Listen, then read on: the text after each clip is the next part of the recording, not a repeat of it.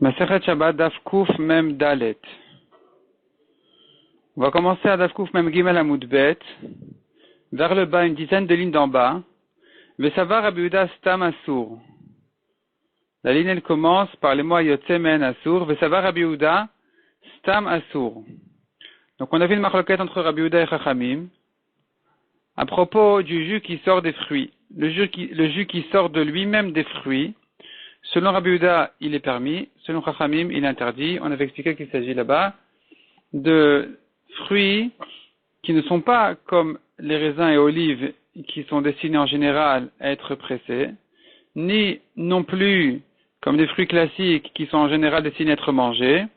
Il s'agit de fruits spéciaux comme les grenades qui certaines personnes les pressent.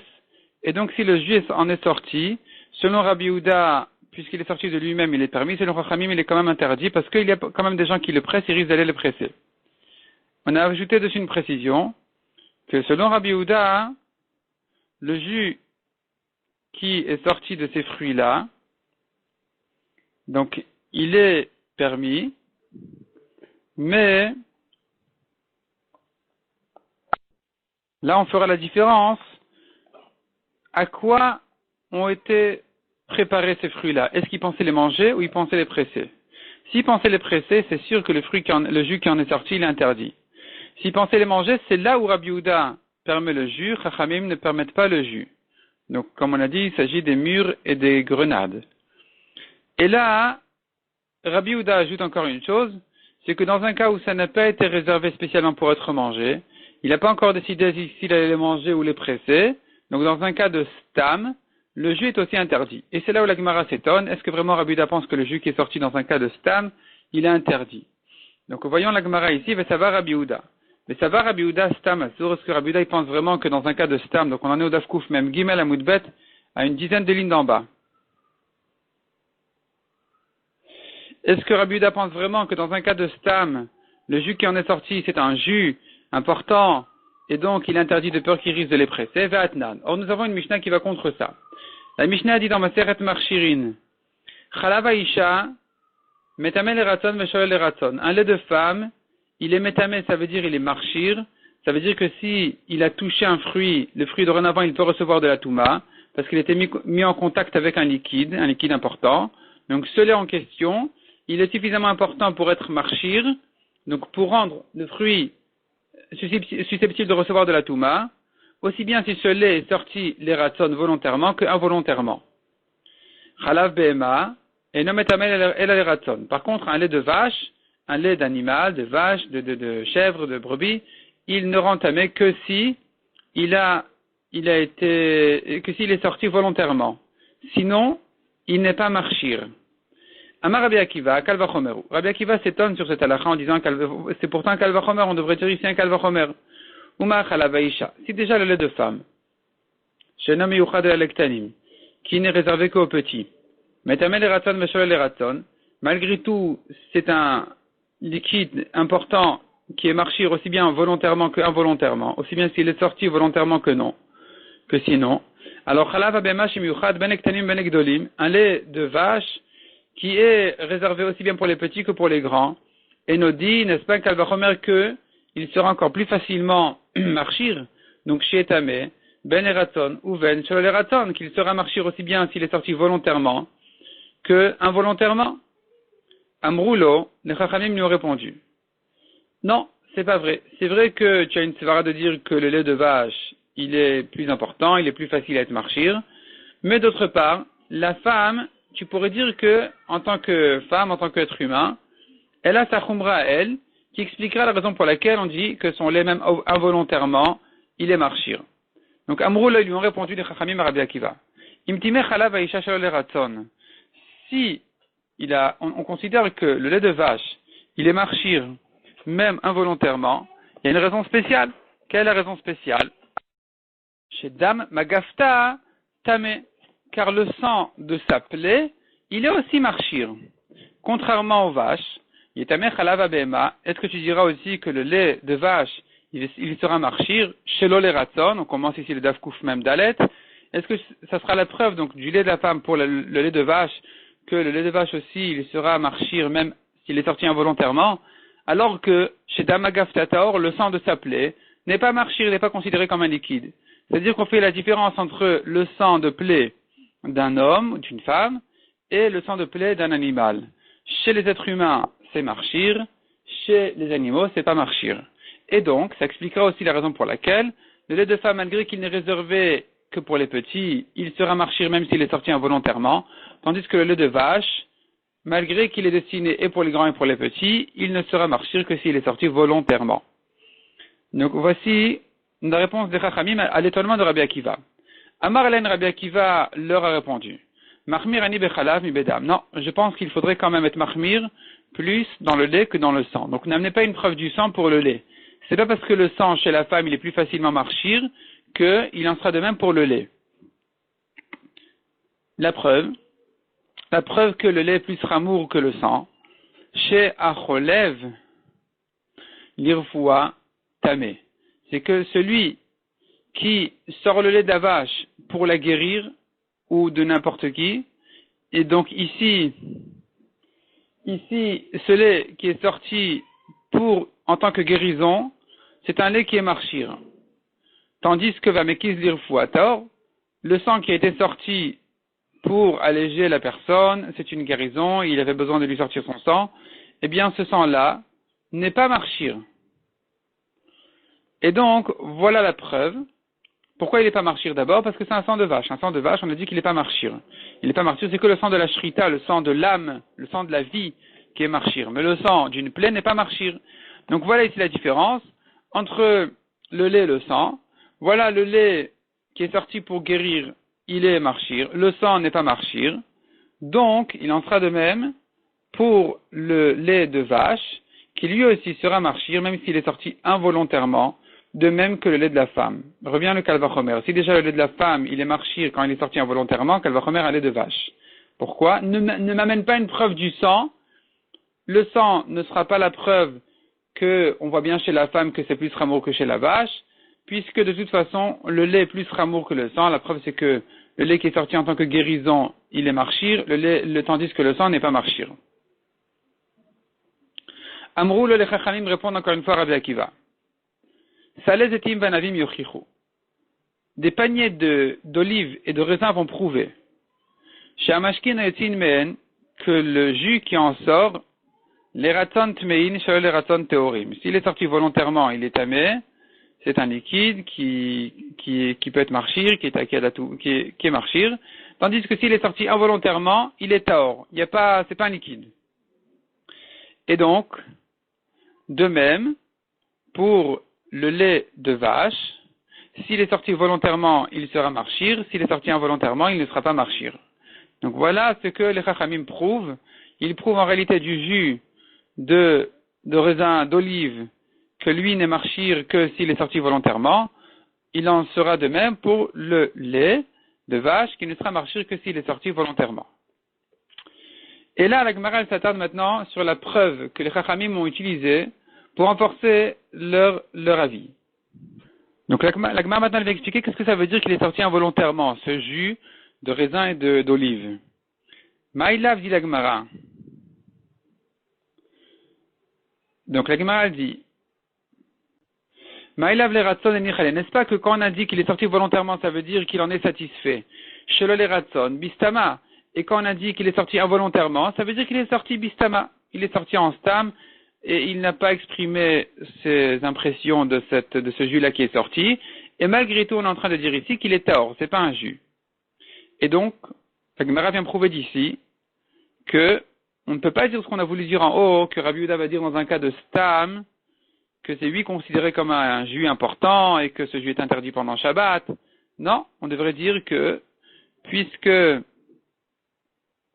il est sorti involontairement, il n'a pas exprimé sa satisfaction, alors ça devrait pas être considéré comme un jus. De même qu'ici, on dit qu'il n'est pas tamé, il n'est pas marchir, c'est pas un liquide.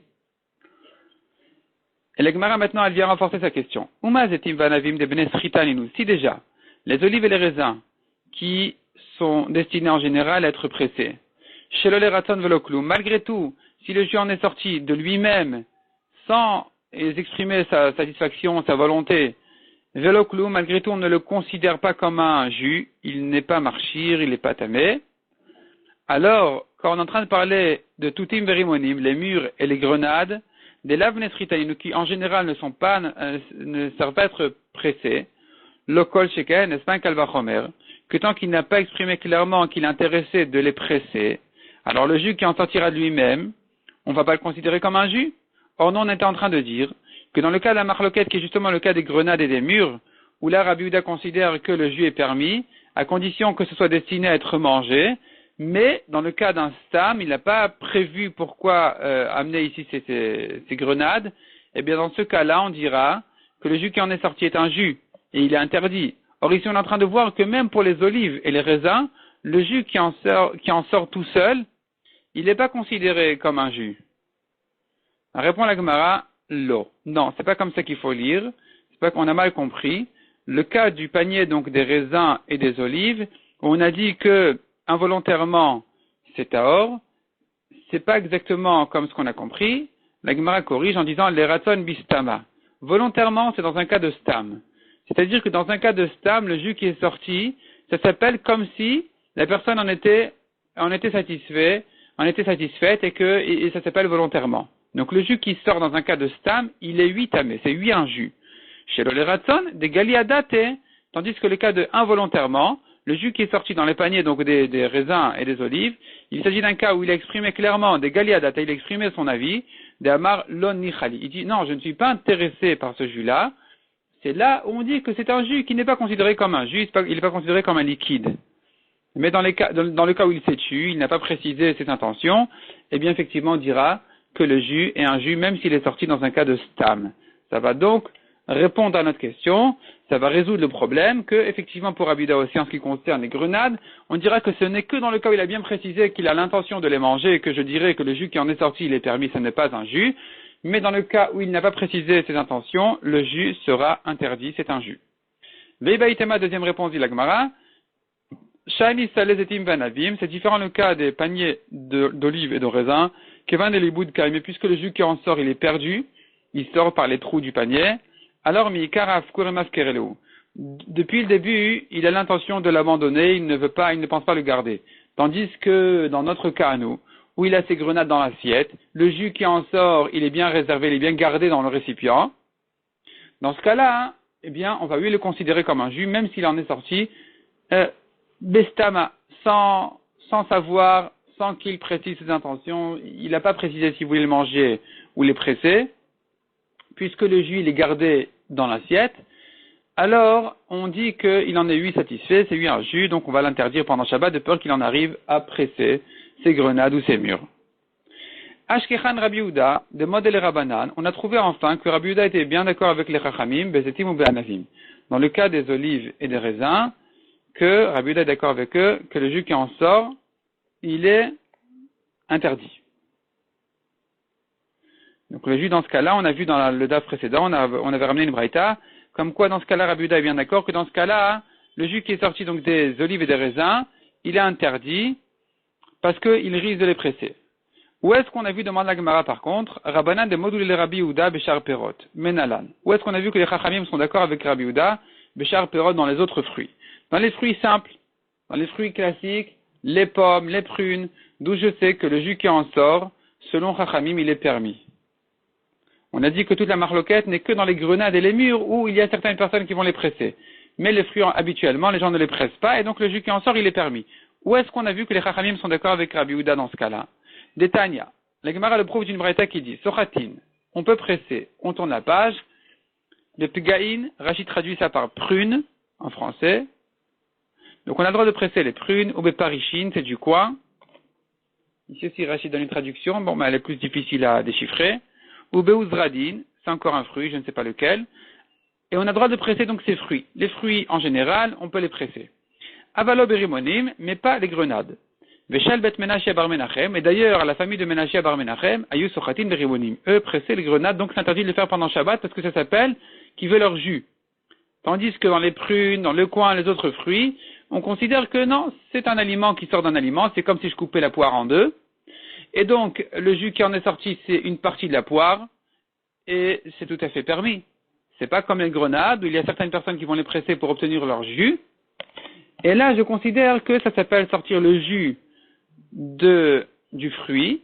Ça ressemble donc à la melacha de dash, qui est de décomposer le blé, de sortir la graine de l'épi de blé, ce qui est formellement interdit.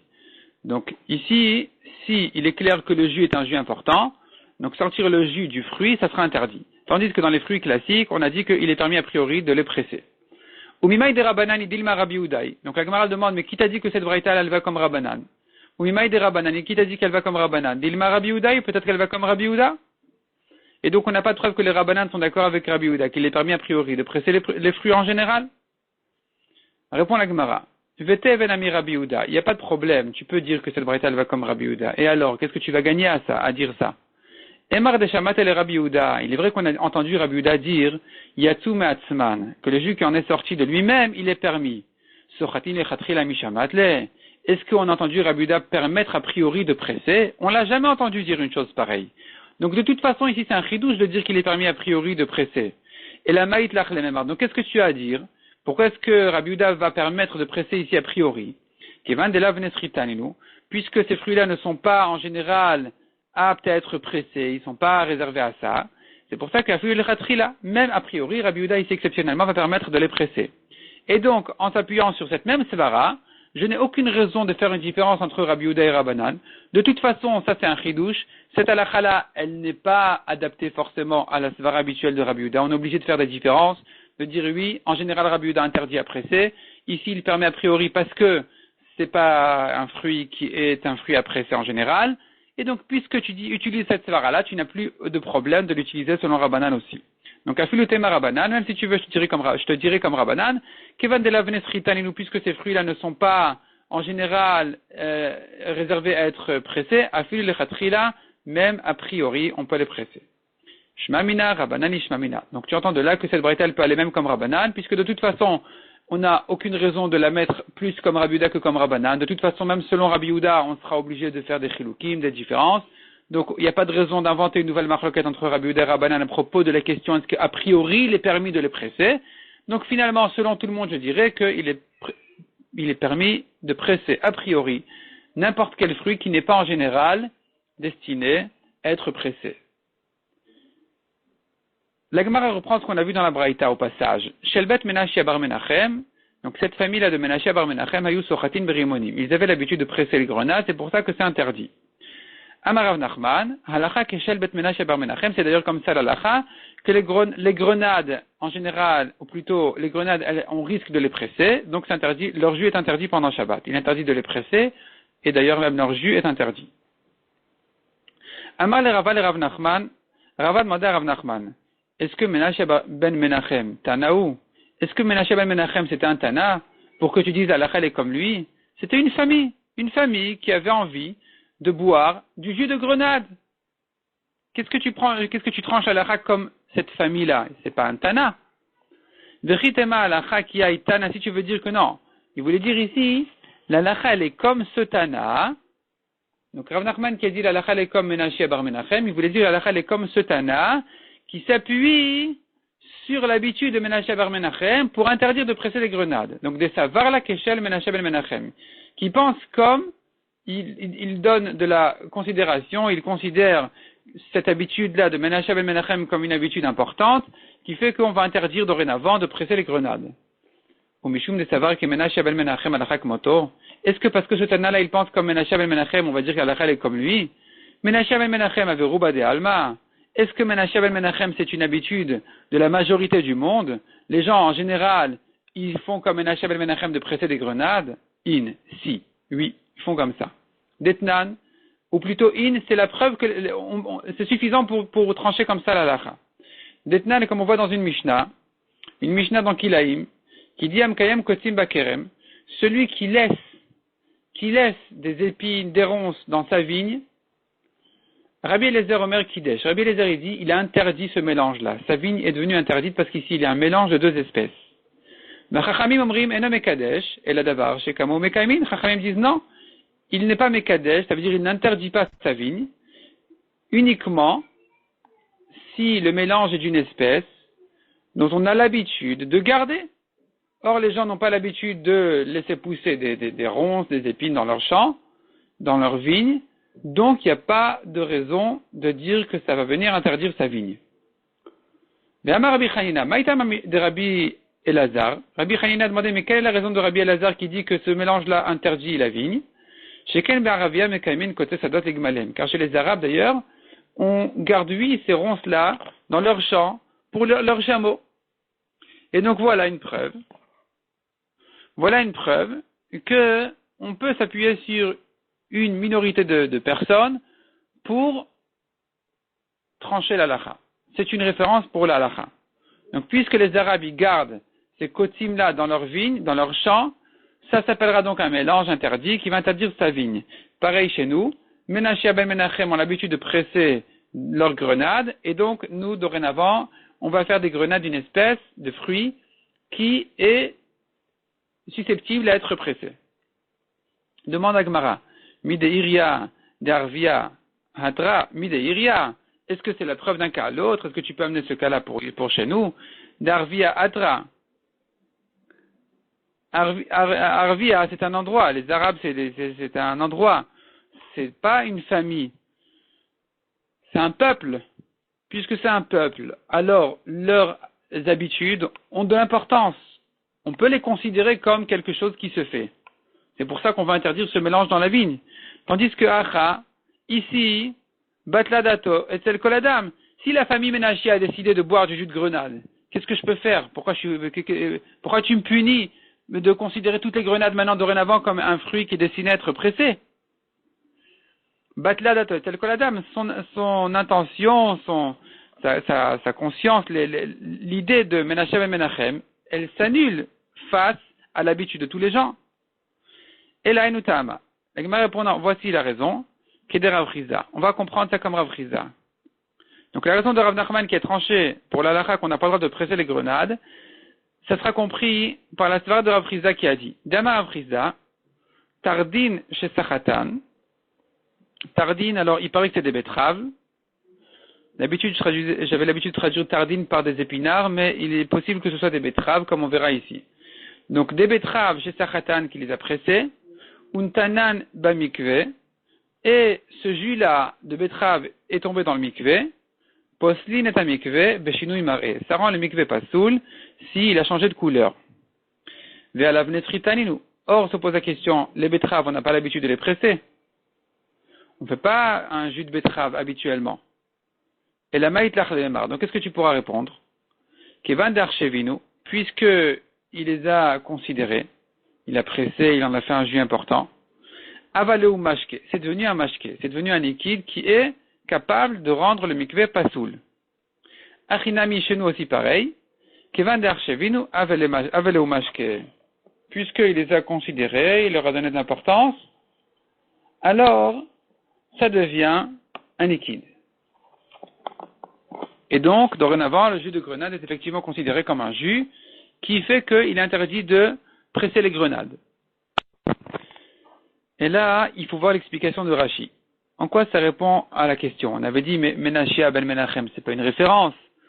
Et on répond, non, mais il a considéré ça comme un liquide, donc, comme un jus, donc il est interdit de presser des grenades. Mais la question, elle reste. On n'a pas résolu le problème.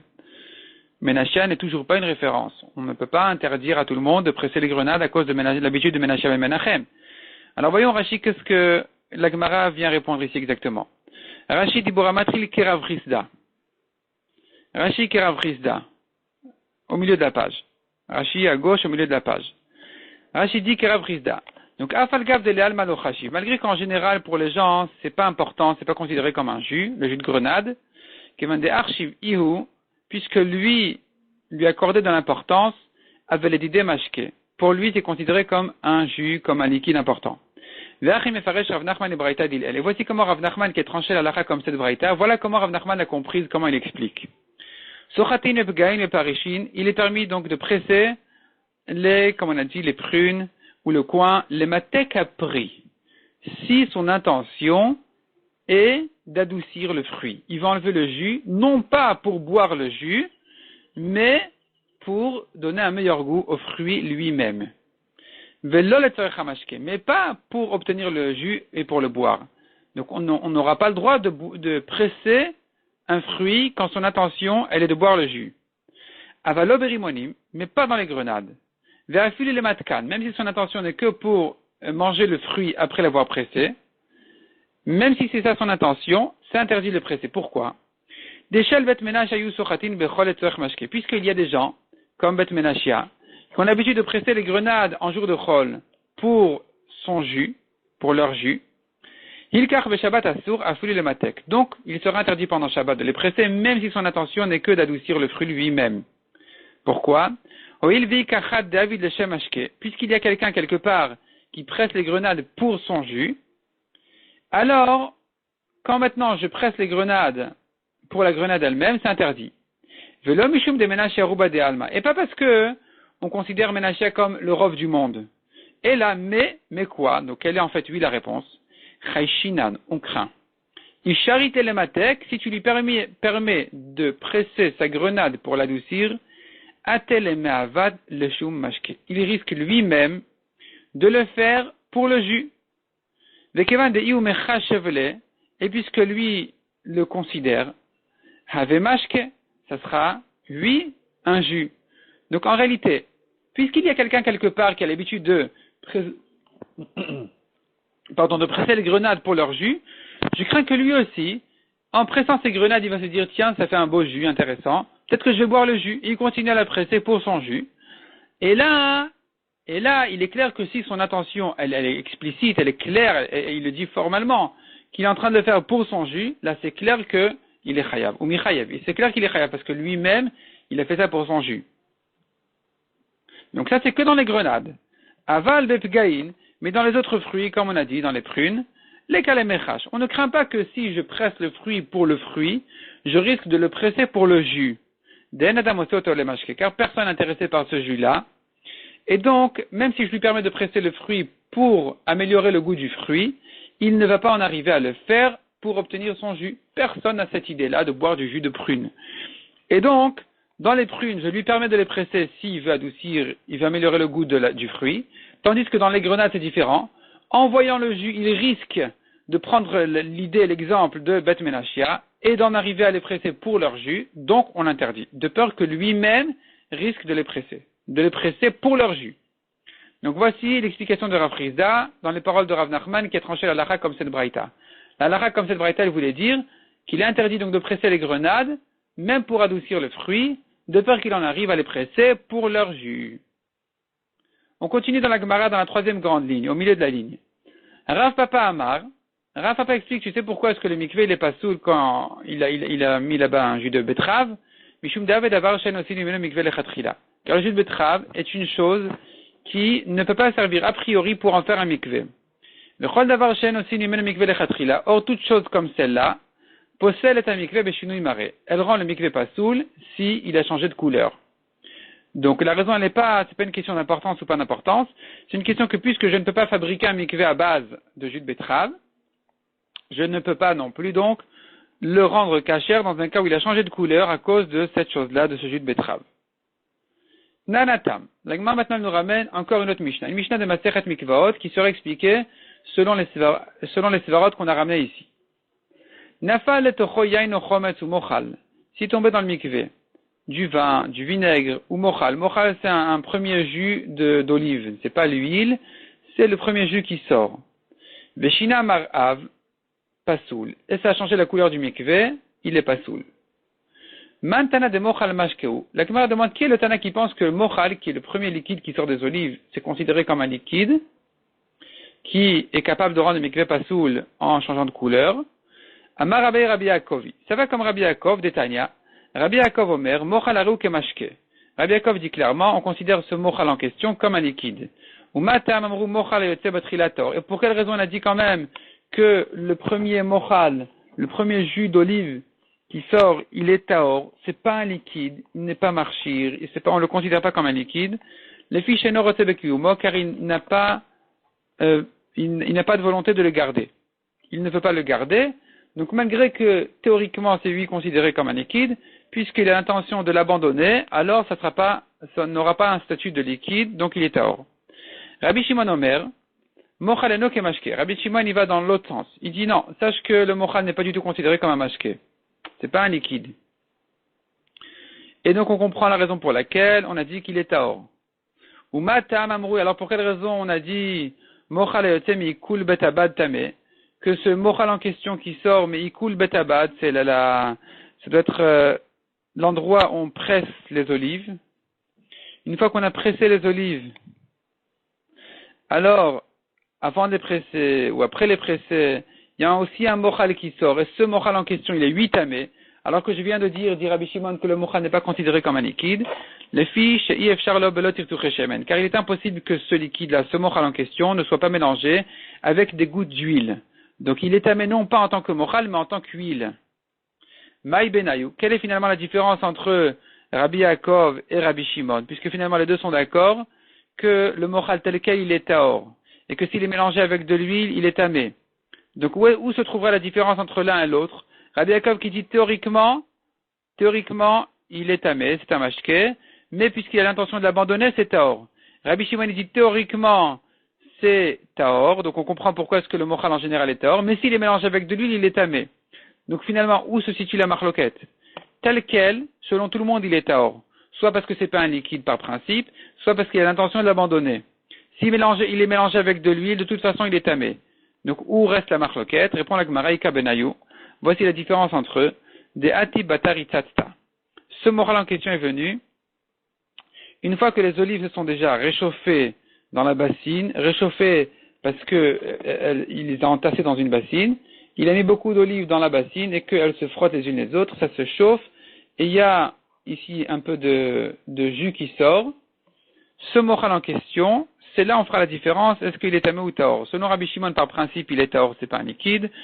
Selon Rabbi Yaakov, puisque ce moral en question n'est pas abandonné, alors il sera tamé. Rava Amar, Mishum Deave, Rava revient à expliquer l'histoire donc du moral. On a vu que la braïta qui disait que le moral rend le mikvé pasoul, elle va selon tout le monde. C'est pas que comme Rabbi Yaakov qui tient que le mochal par principe c'est un liquide. Rava lui dit non. Selon tout le monde, le mochal il rend le mikvé pasoul. Pourquoi? Comme la svara, on a vu en haut. Donc c'est pour ça que la Gemara a ramené cette histoire ici. Parce qu'on avait ramené en haut une svara qui disait Mishum deave, dit la Gemara, davar she'en osin hemenu mikvé.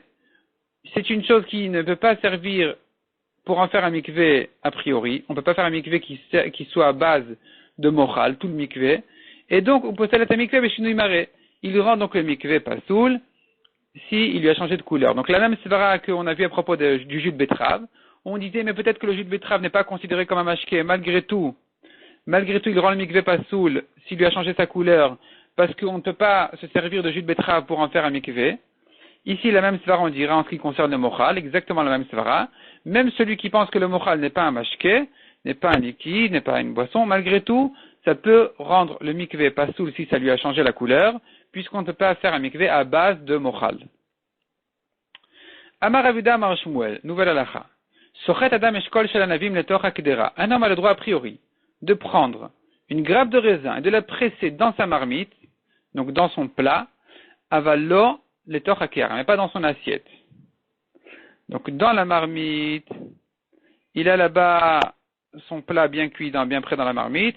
Il a le droit de presser là-bas des raisins parce que le jus qui va sortir n'est pas considéré comme un jus de raisin, il est considéré comme un aliment. Il va assaisonner directement son plat, donc on le considère comme un aliment. Puisque ça tombe directement dans un aliment solide, on ne le considère pas comme un liquide. Mais pas dans l'assiette. Pourquoi? Parce que des fois, dans l'assiette, ça va rester comme un liquide. Donc, il n'est pas clair qu'il est en train maintenant de le mettre d'en faire directement un assaisonnement pour du solide, pour un aliment, et donc c'est interdit. Amar Avrizda, Midivre Rabbeinu Nilmad, des paroles de notre maître Shmuel on apprendra une autre halakha. Cholev Adam es de Tochakdera va lo le Tochakeara. Pareil, un homme a le droit de prendre le lait de la chèvre et directement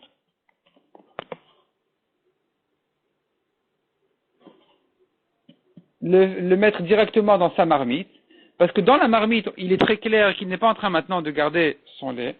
Donc évidemment, c'est une marmite halavi, ne vous inquiétez pas. Cette marmite-là, ici, en réalité, on n'est pas en train de voir qu'il est intéressé par boire le lait. Donc puisque ça vient directement donner du goût dans son plat, dans ses aliments, dans sa salade, alors c'est permis. Avalol et tochakera, mais pas dans l'assiette. Puisque dans l'assiette, même si aujourd'hui dans son assiette, il y a un peu de salade, un peu de quelque chose qui vient maintenant assaisonner avec ce lait, puisque finalement, dans la salade, c'est pas grossier comme la marmite où là c'est très clair qu'il va en faire un assaisonnement pour un plat, à manger, pas à boire. Alors, ici, c'est moins clair dans l'assiette, c'est donc interdit. Dans la marmite, c'est permis. Alma répond la Gemara d'étude de là. Alma, donc on voit d'ici, qu'asavar mashkaba le ochel, ochelu. Que un liquide qui rentre directement dans un aliment est considéré comme un aliment et pas un liquide. Metiv Rami Bar Chama. Rami Bar Chama objecte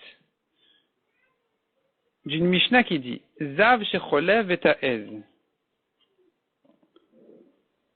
Donc un zav impur qui va traire la chèvre achalav tamé. Le lait est impur puisque il était sorti par un zav impur. Veyamrat mashkaba l'ochlin ochelu. Et si tu dis que un liquide qui tombe directement dans un aliment est considéré comme un aliment, alors pourquoi est-ce qu'il est tamé?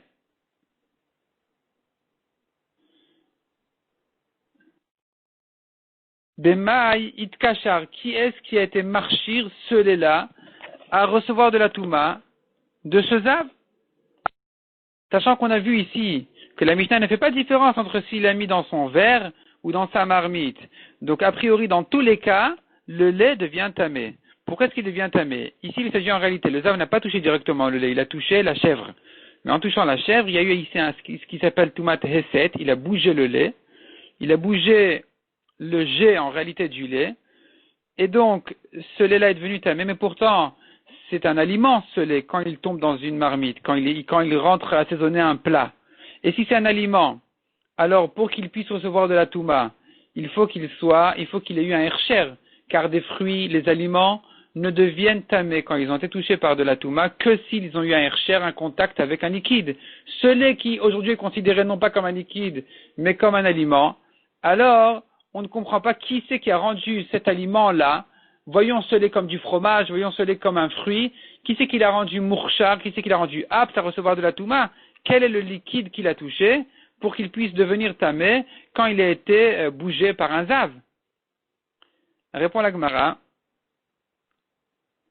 Donc la question était Bemaït Kachar. Donc en réalité, ça remet en question toute l'idée qu'on a vue que si c'était mis directement dans la marmite, et lui considéré comme du solide, comme un aliment. Ici, tu vois que non, c'est pas considéré comme un aliment, et c'est pour ça que ça devient tamé plus facilement. Même sans que ce soit mourchar, même sans que ça touche à un liquide. Plutôt, il sera lui-même le liquide. Répond la Gemara, non. Kedam Rabbi Yochanan. On pourrait toujours dire que ce lait est considéré comme un fruit. Et tu m'as posé la question, qui c'est qui a été marchir ce fruit-là? Betipa meluchlechet al pi adad. Comme ce que on va se servir de la svara de Rabbi Yochanan qui dit par ailleurs, dans un autre contexte, il dit que ça devient mourchar en touchant la première goutte de lait qui était sale sur le sein, la base de la femme. Achanami ici pareil, betipa meluchlechet al pi adad. Il s'agit aussi que donc sur cette chèvre-là, il y avait sur ses mamelles une goutte de lait. Cette goutte de lait était du lait. Qu'ensuite le zav est venu, il a sorti encore du lait dans sa marmite. Ce lait qui est sorti, il a été mis en contact, il a touché cette goutte de lait qui était considérée, la première goutte, qui était considérée comme un liquide. Et donc maintenant dorénavant, ce lait même qui est considéré comme un aliment, il est susceptible à recevoir de la touma. Donc quand il était touché par un zav, il devient effectivement tamé. Donc tout ça pour nous dire qu'on peut, pendant Shabbat, presser une grappe de raisin dans la marmite. C'est considéré, le jus n'est pas considéré comme un liquide, il est considéré comme un plat, il est considéré comme un aliment directement. Donc c'est comme s'il avait en réalité coupé ses raisins en 2, en 3, en 4, et il n'y a pas de problème. Bon, couper un raisin en 4, c'est un autre problème peut-être, de tochen. Mais ici, en tout cas, en ce qui concerne la melacha de dash, qui est de presser les raisins, on ne craint pas de problème puisque ça va directement dans un aliment, c'est considéré comme un aliment qui est sorti d'un aliment, et donc, ou plutôt un aliment qui est coupé en deux, et donc c'est permis, a priori, pendant Shabbat.